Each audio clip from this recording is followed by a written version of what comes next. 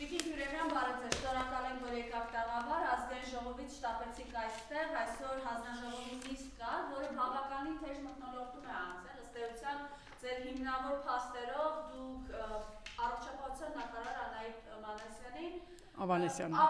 ներողություն, այսպես ասենք,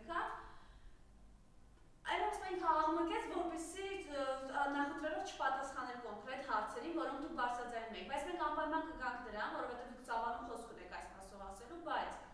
մենք երեք ականատեսը եղանք այս ողբերգական իրականում պատկերի, մի խումբ եպիսկոպոսներ, սրբազաններ կառավարությունում հանդիպեցին Նիկոլ Փաշինյանի հետ, այսօր միաբանության ժողով էր Մայրաթորում, Տեր Վրթանեսը բյուրականի հոգևոքանան լրագրողների հետ զրույցում խոսեց այն մասին, որ պետք է այս մարդիկ կարգալույս լինեին, բայց իր տեսակով վեհափառը այնքան բարեսիրտ է, որ գուցե ների նրանց, եթե զղջան, բայց մենք այս իրականություն ունենք, դուք որպես հայ առաքելական եկեղեցու հետևորդ հայ մարդ, ինչ ունեք ասելու այս պատկերը, երբ որ տեսակ, որ Արցախի թեմի առաջնորդը հանդիպում էր, այսպես ասենք, Նիկոլ Փաշինյանի հետ, ձեռքը սեղմում, դիմացը նստում, մամուլում, բազում, խայտարակ հրապարակումներով հայտնի Կճոյանը, Նավասարդ Կճոյանը, որին բազմիցս անդրադարձել է ժամանակի Նիկոլ Փաշինյանը, այսպես պարտ նստած է Նիկոլ Փաշինյանի դիմաց, խնդրեմ։ Բարև ձեզ սիրելի հայրենակիցներ, այո, իսկապես շատ կարևոր ու դաժան օրեր ենք ապրում եւ երեք առաջին օրը այդ Նիկոլի հանդիպումը սրբազանների հետ շատ բացահայտումներ արեց ըստ էության, գիտեք, այո, այդ մարդիկ այլևս սրբազան կոչվելու իրավունք չունեն, այո, պետք է նրանց կարգալույծ անել, դա ես որպես հայ առաքելական եկեղեցու հետևորդ, ես պնդում եմ, ես գտնում եմ, որ նման տեսակը իրավունք չունի սրբազան կոչվելու, իրավունք չունի հայ առաքելական եկեղեցու որևէ խորանի առաջ կանգնել եւ պատարակ իրականացնել։ Վեհափառի գործերն իհարկե անքննելի են, բայց ամեն դեպքում հայ հասարակությունը ես առավել քան համոզված եմ, որ գտնում է, որ նման մարդիկ պետք է կարգալույծ արվեն։ Բայց ես մի կարևոր ուրիշ բանի մասին եմ ուզում այսօր խոսել, գիտեք, ըստ էության այս հավաքը, այս սեղանի շուրջ նստածները այն մարդիկ են, որոնց դեմքը վաղուց պետք է բացահայտված լիներ եւ Նիկոլ Փաշինյանը օգնեց, որ հանրությունը իրապես տեսնի ովքեր են այս մարդիկ իրականում։ Շատ լավ հասկանա ով է Վրթանես Սրբազանը, որը Արցախի թեմի առաջնորդն էր եւ գնաց Արցախը հանձնածին, Թուրքիի առաջ ծնկածի ձեռքը բռնեց, ողջունեց նրան, հասկանում եք, նա այլևս իրավունք չունի սրբազան կոչվելու, այն էլ Արցախի թեմի առաջնորդ լինելու եւ ըստ էության նա իհարկե կարգալույծ պետք է լինի, եթե նույնիսկ կարգալույծ չարվի, միևնույն է հանրության մեջ նրանք այլևս կարգալույծ եղած մարդիկ են։ Եվ գիտեք, շատ մի կարևոր բան, որ իրականում բացահայտվում են հանրային կյանքում տարբեր ոլորտներում այն մարդկանց դեմքերը, այն մարդկանց տեսակը եւ այն մարդիկ հատ-հատ, ովքեր պղծելով հայրենասիրության գաղափարը, ովքեր ոտնահարելով հայրենիքի, արցախահայության եւ մեր զինվորների, մեր պայքարի արդյունքները, այսօր գնացել այդ արդյունքները թշնամուն հանձնողի ձեռքն են մեկնել, գեներալներ լինեն, սրբազաններ լինեն, քաղաքական տարբեր գործիչներ լինեն, հասարակական քաղաքացիական հասարակության ներկայացուցիչներ լինեն, նրանք հատ-հատ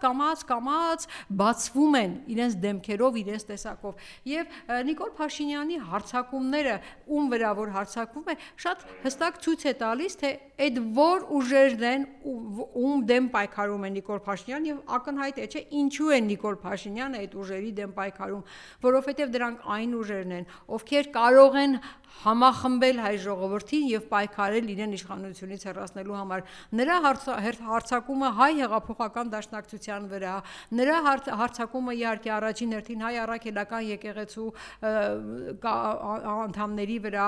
սրբազանների վրա, նրա հարձակումը ազգային ուժերի վրա ընդհանրապես, այն քաղաքական գործիչների վրա, ովքեր ազգայինի ջատագովն են, ազգայինի համար պայքարողներ են, դա ամենը ցույց է տալիս, որ Նիկոլ Փաշինյանը վախենում է այդ մարդկանցից, Նիկոլ Փաշինյանը վախենում է այդ կառույցներից եւ բնականաբար առաջին ամենավերևին հարթության վրա պետք է գտնվեր հայ առաքելական եկեղեցին, բայց ինչպես ասում են մեր հայ առաքելական եկեղեցու իրապես սրբազանները, հայ առաքելական եկեղեցին բազմիցս զբաղվել է նման դժվարությունների, բայց միշտ հաղթանակած է դուրս եկել եւ Նիկոլ Փաշինյանն ու իր ճղճիմ թիմը ոչինչ է հայ առաքելական եկեղեցուն հաղթելու համար եւ բնականաբար սիրելի հայրենակիցներ, ես կոչ եմ անում բոլոր տեղերում, բոլոր համայնքներում, բոլոր հնարավոր վայրերում կանգնել հայ առաքելական եկեղեցու կողքին, դառնալ հայ առաքելական եկեղեցու հետևորդը ի սրտե եւ այն սրբազանների կողքին կանգնել, ովքեր չդավաճանեցին, ովքեր չմիացան այս դավաճանական խմբին եւ դեռ ավելին ամեն օր, ամեն ժամ մենք տեսնում ենք հայտարարություններ, որ իրենք կողմ են այս մարդկանց կարգալույս լինելուն եւ իրենք երբեք թույլ չեն տա հայ առաքելական եկեղեցու վրա նման հարձակումը որևէ արդյունքի հասնի։ Բայց ես ասում նաեւ քաղաքական ուժերը անելիք ունեն, որովհետեւ վեհապարը, այսպես ասենք, ուժը հայ ժողովուրդն է, հայ մարդիկ է եւ մենք բոլորը պետք է վեհապարի կողք լինենք, եւ ինքը ըստ էության պետք է նորից ասել, որ վեհապարը թող էս ասի, թող են անի կամ սրբազանները մեր անելիքն է այս ամենը եւ դա քաղաքական ուժերը այս փուլում ինչ անելիք ունեն, բացի օրինակ մտահոգություն արտահայտելու։ Հենց քաղաքական ուժերի առաջին եւ սուրբ պարտականությունն է ցանկացած պահի պատրաստ լինել կանգնել եկեղեցու կողքը։ Քաղաքական ուժերի պարտականությունն է ցանկացած պահի դիմել ընդդեմ գնալ այս իշխանություններին, եթե նա որևէ ոտնձգություն անի հայ առաքելական եկեղեցու վրա, ցանկացած պահի եւ ամեն քայլափոխին եւ ամեն մի իրենց գործողությունների ընթացքում հիշեցնել այս իշխանություններին, այս ապիկար իշխանություններին, որ հայ առաքելական եկեղեցին հայ ժողովրդի եկեղեցին է, սուրբ եկեղեցին է եւ հայ ժողովուրդը միշտ կանգնած է եւ կանգնելու է մեր եկեղեցու կողքին, մեր եկեղեցու թիկունքին եւ թույլ չի տալու երբևիցե, որ սրանք որևէ կերպ հարձակվեն առաքելական եկեղեցու վրա, իսկ քաղաքական ուժերը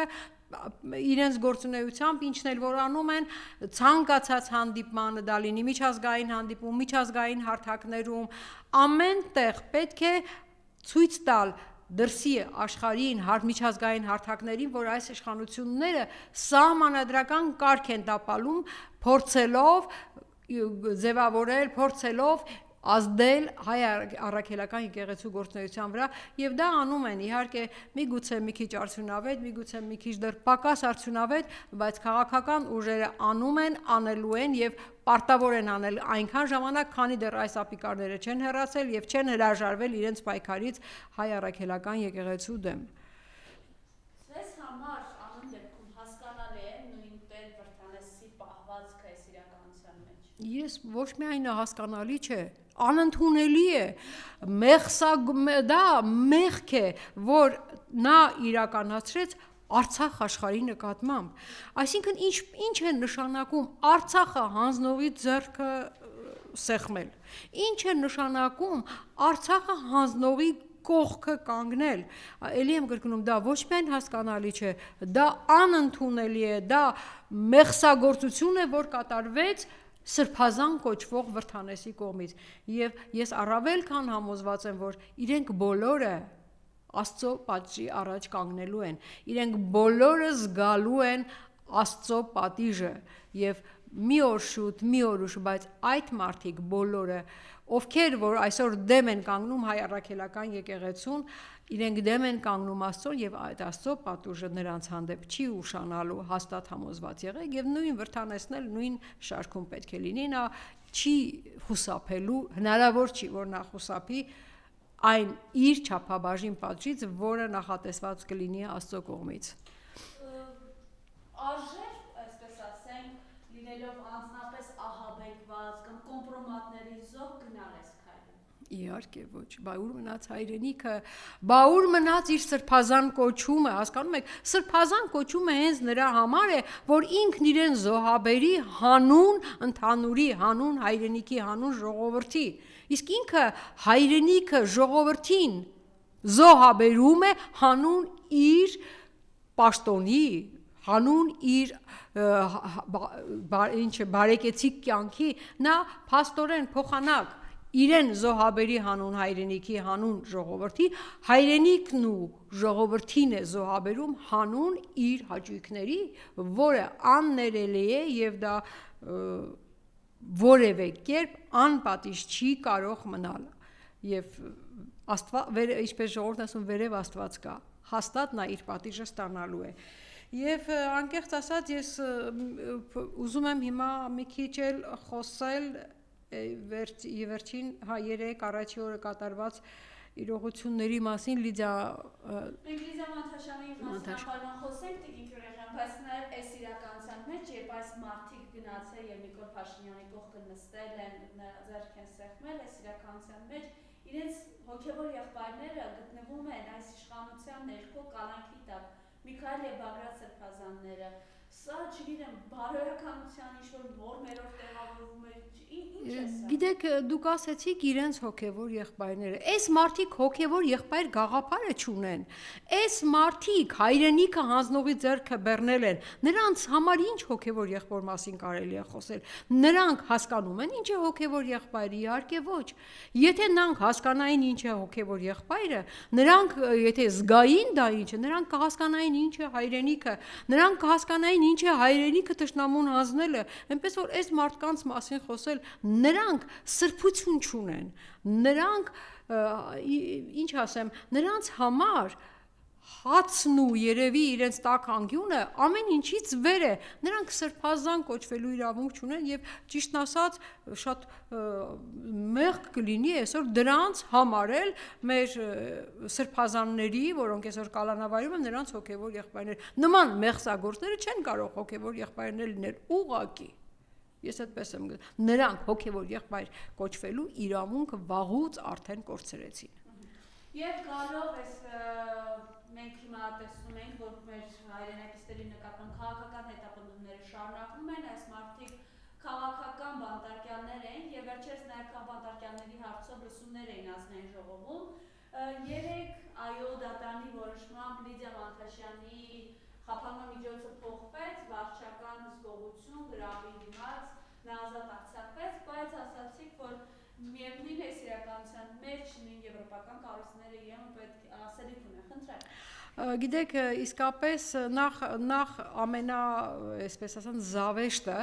որ քաղբանտարկյալ էր կին Լիդիա Մանթաշյանը եւ դա այն պարագայում, երբ Հայաստանը այն երկրներից, եթե ոչ առաջինը,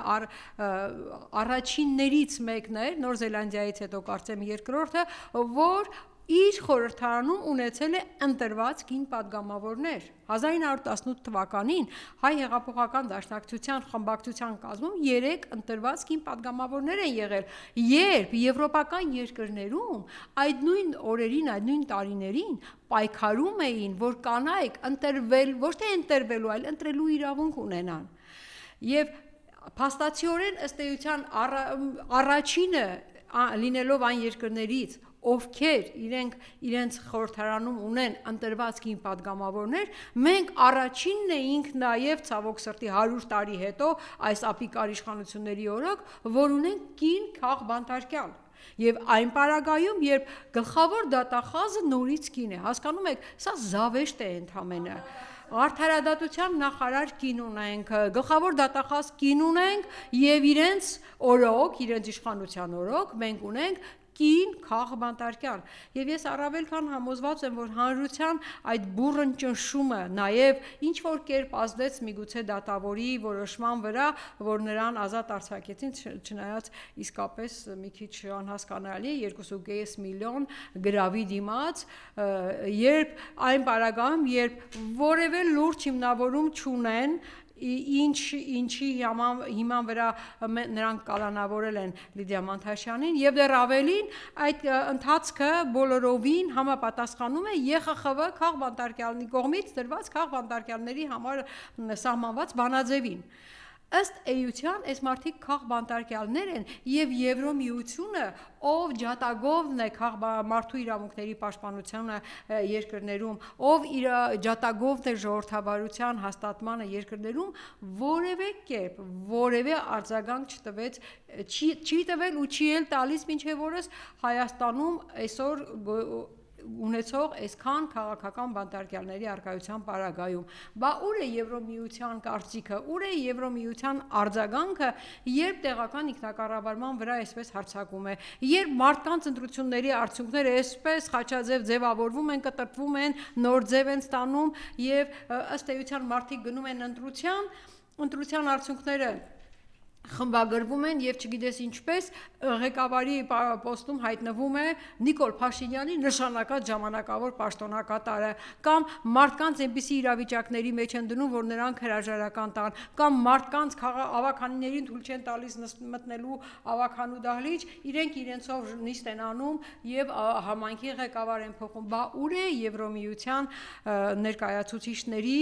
արձագանքը չէ որ այստեղ նրանք ունեն ներկայացուցիչներ չէ որ այդ Եվրոմիության երկրներն այստեղ ունեն դեսպաններ որոնք ամեն օր տեսնում են որոնք ամեն օր լսում են հաստատ հետևում են եւ լսում են մեր հանրության այս բարձրաձայնած բողոքարկումներին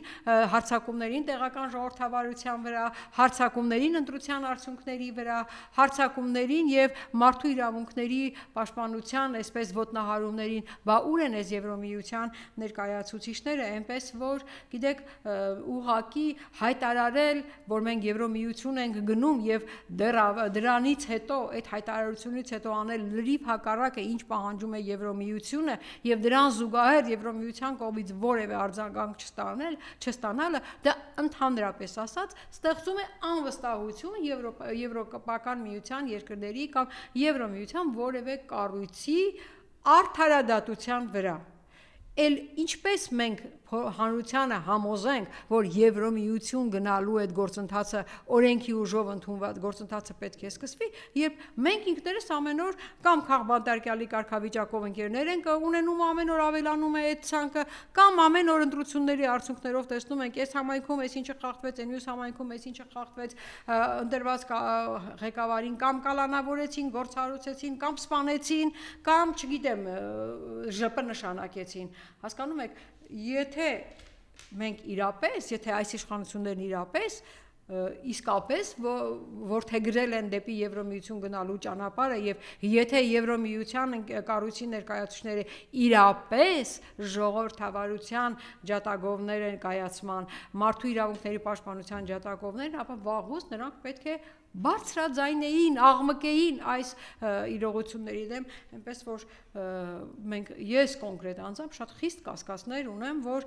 Եվրոմիությունը ընդհանրապես ժողովրդավարության կայացման վրա որևէ հետաքրքրություն է ցուցաբերում։ Միգուցե նրա հետաքրքրությունը բոլորովին այլ կոնտեքստում է եւ այդ կոնտեքստում Նիկոլ Փաշինյանը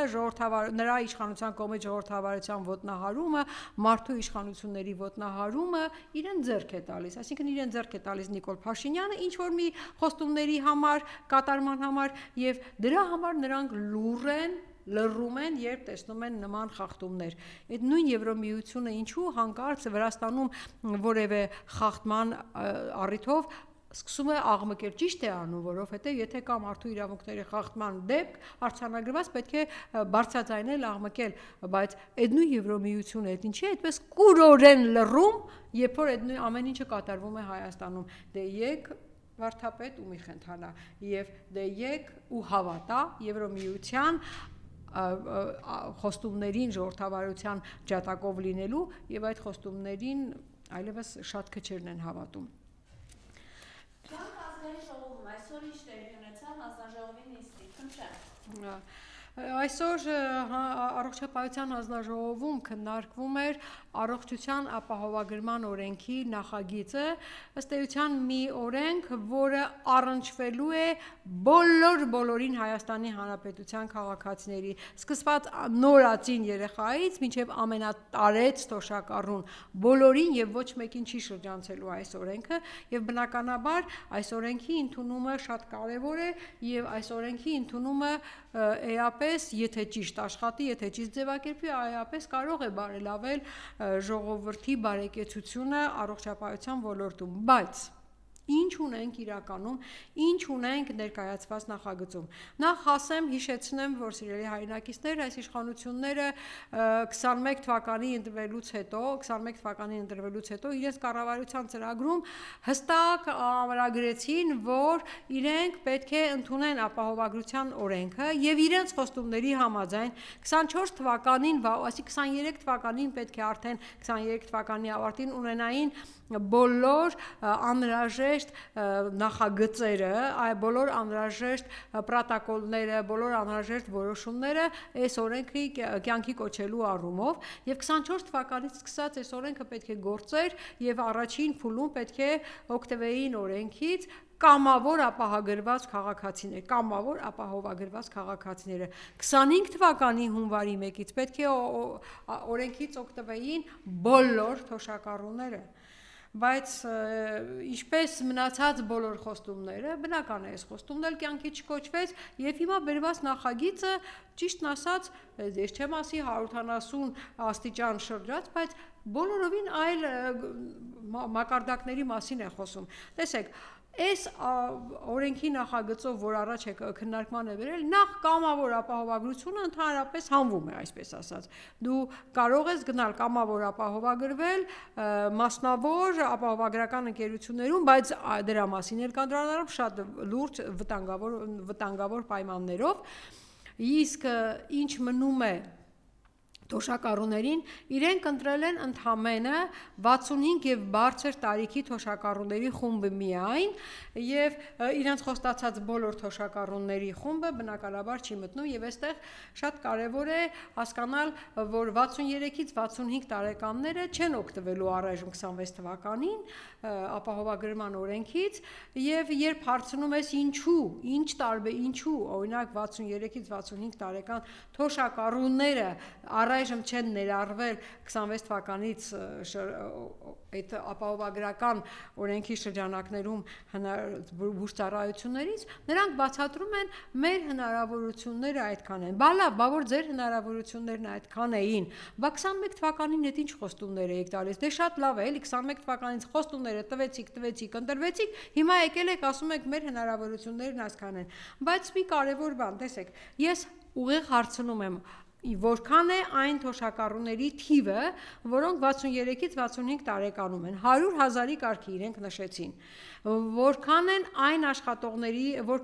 աշխատողների թիվը, ովքեր 200,000 եւ ավելի աշխատավարձ են ստանում եւ պետք է ապահովագրավճար վճարեն։ Իրենք ինձ պատասխանեցին պաշտոնապես նախարարը հստակ պատասխանեց թիվը 244,000-ի կարգի աշխատողներ ունենք, ովքեր մինչև 200,000 եւ ավելի աշխատավարձ են ստանում։ Այսինքն այդ մարդիկ պետք է ապահովագրավճար վճարեն եւ հետեւաբար օգտվեն ապահովագրությունից։ Բայց նույն հարցին ի պատասխան պեկից ստացել ենք մի ուրիշ պատասխան 395,000 աշխատող ունենք ովքեր 200,000 եւ ավելի աշխատավարձ ունեն գրանցված սա ինչ է նշանակում որ իրենց ապահովագրման այս հիմքում իրենք դնում են 244,000 աշխատող թիվը եւ դրանով ըստ էության իրենք նվազեցնում են ցույց տրվող ապահովագրավճարի ծավալը բայց իրականում 395,000 աշխատող ունեն 200, այսինքն 110,000 տարբերություն է այստեղ տալիս։ Այդ միայն այդ 110,000 տարբերությունը դա այն թիվն է, որը կազմում են 100,000 թոշակառուները 63-ից 65, ում չեք ներառել ապահովագրության մեջ։ Այսինքն ում եք խաբում։ Եվ եթե նույնիսկ ես իրենց ասում եմ, լսեք, այդ 100,000-ն էլ 100,000 չի մաքուր, ինչու, որովհետև 100,000 63-ից 65 տարեկան թոշակառուների խմբում հաստատ կան շատ մարդիկ, շատ անձինք, ովքեր ստանում են 200,000 եւ ավել աշխատավարձ ու դեռ աշխատում են, եւ բնականաբար նրանք արդեն այս ապահովագրման ցանկի մեջ մտնում են։ Բնականաբար կան մարդիկ, ովքեր հաշմանդամության առաջին, երկրորդ, երրորդ խմբի ներկայացուցիչներ են, ովքեր այս ապահովության թվի մեջ մտնում են։ Հասկանում եք, հենց այնպես ավելորդ ինչի է իզուր տեղը այս թիվը խանում եւ ասում մենք այդ հնարավորությունները չունենք։ Գիտեք, հետաքրքիրը ինչն է նաեւ, իրենք որպես այսպես խմբեր, սոցիալական խմբեր նշում են, ցանկ են ավելացրել, այս խումբը, ուրեմն նշեմ խմբերը, մինչև 18 տարեկան երեխաներ, որոնք մինչև հիմա էլ ստանում են պետպատվերի շրջանակում անվճար բուժօգնություն, 65 եւ ավելի տարիքով թոշակառուները, սոցիալապես անապահով ընտանիքները, ում անապահովության միավորը 28 եւ ավելին է, ովքեր էլի մինչև հիմա ստանում էին, օգտվում էին պետպատվերի անվճար բուժօգնության ծառայություններից, հաշմանդամության առաջին, երկրորդ, երրորդ խումբ ունեցողները, ովքեր էլի վճարվում էին, էլի օգտվում էին այդ անվճար բուժօգնությունից եւ միայն ավելացել է 200,000 աշխատավարձ ունեցողները։ Եվ երբ հարց եմ տալիս, որ կան սոցիալական խմբեր, որ նախկինում օգտվել են պետպատվերի անվճար բուժօգնության շրջանակներում այդ բուժծառայություններից եւ հիմա ներառված չեն ապահովագրական այս ցանկի մեջ, ասում են այո, շատ են դրանք։ Այսինքն ըստ էության դրանք շատ սոցիալական խմբերից, ովքեր ստանում էին պետպատվերի աջակցություն, անվճար բուժօգնության ծառայություն, նրանցից շատերը այդ խմբերից հանվել են։ Եվ ցուցակում ավելացրել, ոչ թե ավելացրել են, կներեք,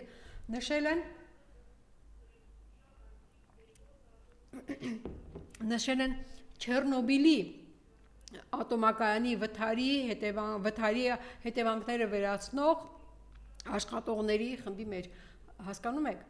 Չեռնոբիլյան վթարը տեղի է ունեցել 1986 թվականին, այսինքն արդեն 40 տարի անցել է, եւ հետեւաբար ես կարող եմ ենթադրել եւ ինձ թվում է դուք էլ բոլորդ համաձայն կլինեք, որ առնվազն 25 տարեկան պետք է լիներ մարդը, որ գնար այդ վթարի հետևանքները վերացնող աշխատանքներին մասնակցեր, այսինքն նա արդեն 65 տարեկան է եւ արդեն այս սոցիալական խմբերի մեջ մտնում է, ովքեր պետք է ստանան ապահովագրական այդ օժանդակությունը։ Ինչու է ուղղակի որպես սոցիալական խումբ ավելացնում, որ ասենք 10 սոցիալական խմբի ներառել ենք, այս խումբը ըստ էության արդեն հաշվառված է։ Այնտեղ դուք ասում եք հայրենական պատերազմի մասնակից զինվորական ծառայության թոշակ ստացողներ, լսեք, այդ մարդիկ վաղուց արդեն 65-ն անց են եւ նրանք արդեն պետք է ստանային այդ ապահովագրության այս աջակցությունը, ինչի է իզուր տեղը որպես սոցիալական խումբ ավելացնում։ Եվ մենք այսօր մեր խմբակցության պատգամավորներով, ովքեր ներկա են, մենք առաջարկել ենք, որ անպայման դիտարկվի 63 ընդհանրապես կենսաթոշակային տարիքի անձանց ներառումը ապահովագրական այս ապահովագրությունից օգտվողների ցանկի մեջ, որովհետև էլի եմ կրկնում, նրանց թիվը 100,000-ից քիչ է, իսկ աշխատող 200,000 եւ ավել աշխատավարձ ստացողների իրենց ներկայացված թիվը 110,000-ով ավելի փոքր է, քան այն թիվը, որը իրականում կա եւ այն թիվը, որը ներկայացրել է ՊԵԿ-ը։ Այս թվերը, որ եթե նույնիսկ չենք հանում տարբեր սոցիալական խմբերի հատումները։ Հաջորդ ամենակարևոր հարցը, երբեք ոչ մի կերպ եւ ոչ մի պատգամավորի թե ընդդիմադիր թե իշխանական չհաջողվեց Տիկին Ավանեսյանից ստանալ այն ցանկը, որը ենթադրվում է, որ կծառայի որպես ապահովագրության աջակցություն ստացող բուժ ծառայությունների ցանկ։ Մենք այդ ցանկը առայժմ դեռ չենք տեսել, հասկանում եք, հարց է ծագում, եթե դուք այդ ցանկը չունեք, իսկ իրենք ասում են ունենք, դե եթե ունեք, ինչի՞ չեք մեզ ներկայացնում, որպես պատգամավոր տեսնենք, որ հասկանանք այդ ցանկը եւ այդ ձեր առաջ քաշած 129,000 տարեկան 129,600 տարեկան գումարը իրար համապատասխանում են թե չէ։ Դուք ցանկը չեք ներկայացնում եւ երբ մենք ցանկ ենք պահանջում, ասում է դեռ աշխատանքի մեջ է, դեռ ընթացքի մեջ է, բա որ դեռ ընթացքի մեջ է, ո՞նց է կոնկրետ հաշվարկ արել եւ ազգային ժողով եք ներկայացնում ամսական 10,800 ապահովագրավճարի չափ։ Հասկանում եք, իրենց ասած, այն ասում է, իրենց ձայնը, իրենց ականջը չեն գցում։ Մի կողմից ասում են դեռ աշխատանքներ կան դանելու, դեռ մյուս կողմից էլ ասում են մենք հստակ հաշվարկել ենք եւ 10800 է։ Հստակ հաշվարկելու համար պետք է այդ ցանկը արդեն արկա լիներ, պետք է այդ ցանկի մեջ ներառված յուրաքանչյուր բուրջ ծառայության գինը հաշվարկված լիներ, պրոտոկոլները լինեին, որպեսզի հաշվարկեինք արդյոք այս ցանկի ներառված հիվանդությունները հիվանդակարգը հիվանդության բուժման այս ընթացակարգով գնալու պարագայում այսքան գումար արժեն թե չարժեն։ Միգուցե վաղը մյուս օրը պարզում է, որ այդ ցանկը շատ ավելի քիչ է, քան սոցփաթեթում մինչև հիմա գործող ցանկը։ Եթե նույնիսկ ավելի է, բայց իմանանք, տեսեք, սոցփաթեթում նախատեսված է եղել մինչև հիմա բավականին լուրջ ցանկ եւ ըստ էության այդ սոցփաթեթի արժեքը տարեկան եղել է 36000 դրամ։ Հիմա այդ 36000 դրամը դարձրել եք 130000 դրամ ու դուք չեք ուզում ազգային ժողովին ներկայացնել այն ցանկը, այն ծառայությունների ցանկը, որոնք առաջարկելու եք։ Հիմա դուք ընդունեք, հետո մենք կասենք տարբերակով, այդ ո՞նց է լինում։ Հիմա մեզ ընտրեք, հետո մենք մեր խոստումները կամ կկատարենք, կամ չենք կատարի։ Հիմա դուք ընտրեք падգամավորներ, դուք կողմ քվեարկեք այս մեր նախագծին, մենք հետո կասենք, էլի այդ ցանկում ինչ հիվանդություններ են ներառված։ Բա որ հետո պարզի որ անհամապատասխանություն կա ձեր ներկայացած թվերի եւ այդ ցանկի իրական գների միջեւ։ Եվ դեռ ավելի այս աշխատանքները կազմակերպելու, իրականացնելու համար պետք է ընտրվի ապահովագրական հիմնադրամ, հասկանում եք, եւ ապահովագրական այս ամեն գործունեությունը, այս օրենքը պետք է կիրարկվի հունվարի 1-ից։ Այսօր արդեն դեկտեմբերի 29-ն է, չէ՞, քանիսն է այսօր, նոյեմբերի կներեք։ Այսինքն ունենք ընդամենը 1 ամիս ժամանակ, դեռ առաջին ընթերցում չի անցել օրենքը, դեռ երկրորդ ընթերցում չի անցել, որից հետո նոր միայն պետք է հիմնադրամը ձևավորվի, չձևավորված հիմնադրամին մոնոպոլ իրավունք է տրվում տնօրինելու 225 միլիարդ դրամ գումար բյուջեից, բյուջե պլյուս այս ապահովագրավճար, եւ իրենք խոսում են մրցույթային իրավիճակ, մրցապայքարի մասին, իրենք խոսում են ոչ մոնոպոլ տնտեսության մասին, բայց սրանից լավ մոնոպոլ իրավիճակ։ Այսինքն դուք բոլոր մասնավոր ապահովագրական ընկերությունների գործունեության վրա շատ ներողություն, բայց խաչ եք քաշում եւ բերում եք առաջ եք քաշում մի հիմնադրամ, որը դեռևս չկա, չի ձևավորվել, որը դեռևս օրենքի ընդունումից հետո նոր պետք է ձևավորվի, ել չեմ ասում կայացման մասին։ Եվ նրանք միանգամից այս օրենքով տալիս է 225 միլիարդ գումարի տնօրինում, բասա մոնոպոլիա չէ, բասա հարցակում չէ մասնավոր ապահովագրական ընկերությունների վրա, հարց է առաջանում, ես այդ հարցը տալիս եմ, կան մասնավոր ապահովագրական ընկերություններ, որոնք իրենց աշխատանքի բերումով շատ հազարավոր մարդկանց հետ պայմանագրեր են կնքել, հոկտեմբերին, նոյեմբերին, սեպտեմբերին, հունիսին, հուլիսին, 1 տարվա պայմանագրեր են կնքել եւ դեռ ավելին երկարաժամկետ, միգուցե որոշակի ապահովագրավճարի դիմաց, որոշակի առողջապահական ծառայություններ մատուցելու առումով։ Հիմա դուք եկել եւ ասում եք, այդ բոլորը պետք է չեղյալ հայտարարվի, որովհետեւ այն ծառայությունները, որոնք հայտնվելու են պետական ապահովագրական ցանկի մեջ, այդ ծառայությունները պետք է մարդիկ օգտվեն այդ պարտադիր ապահովագրական ծառայություններից։ Այսինքն ստացվում է, բա հարցակումը, բա այդ մասնավոր ապահովագրական ընկերությունների վրա էլ ոնց է լինում, նրանց փաստացիորեն փաստի առաջ է կանգնեցնում, չէ՞ որ դա հնարավոր էր կազմակերպել միգուցե նաև այսպես ցիկլային, փուլային տարբերակով, գոնե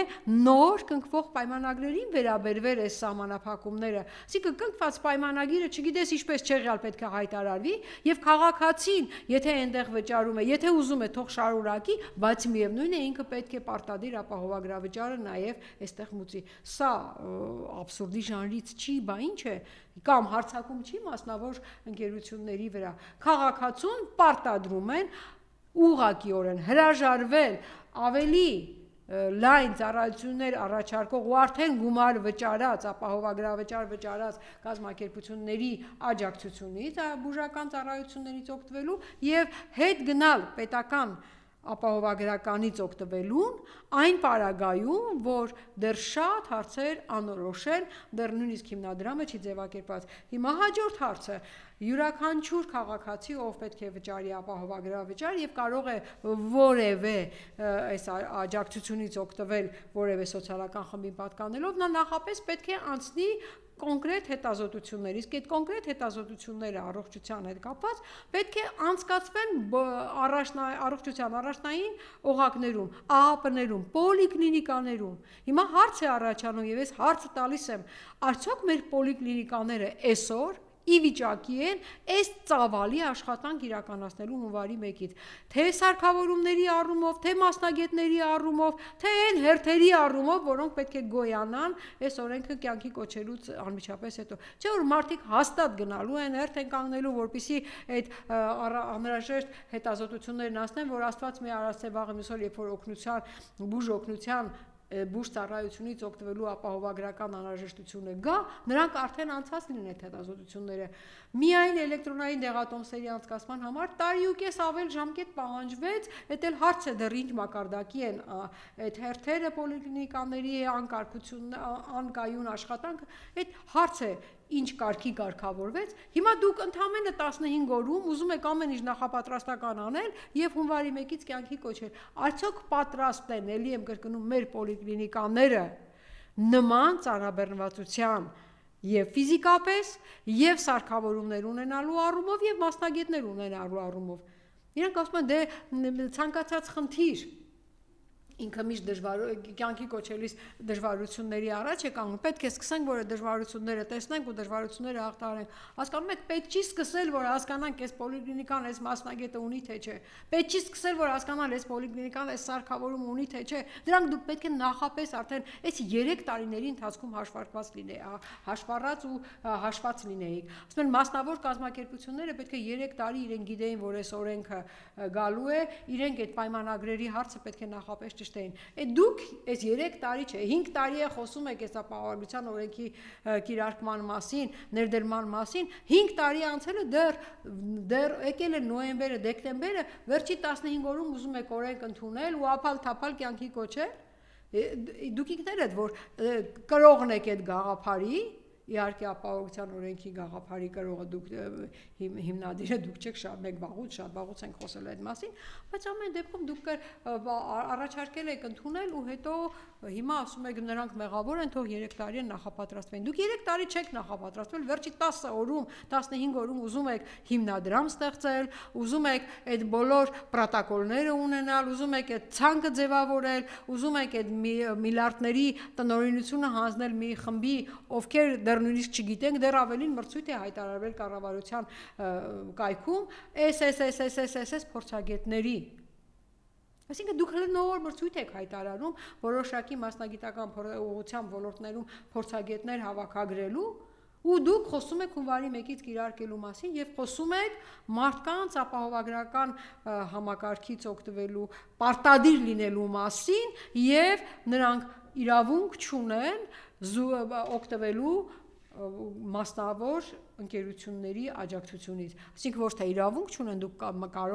կարող են օգտվել, բայց միևնույն է պարտադիր ապահովագրավճարը պետք է լուծել, բա մարդկանց վրա նոր հարկ ավելացնել էլ ոնց է լինում։ Չէ՞ որ շատ կազմակերպություններ այսօր իրենց աշխատողների համար ունեին կնքած տարբեր մասնավոր ապահովագրական ընկերությունների հետ այդ պայմանագրերը, բա նոր հարկի ավելացումը ոնց է լինում, բա մարդկանց, այսպես ասած, հարկային բեռի ավելացումը էլ ոնց է լինում, եւ այն պարագայում, երբ հստակ չէ այդ բեռի արդյունքում ինչ բուժծառայություններ պետք է առաջարկվեն, ինչ ծավալի նույն այդ հիվանդության ինչ ծավալի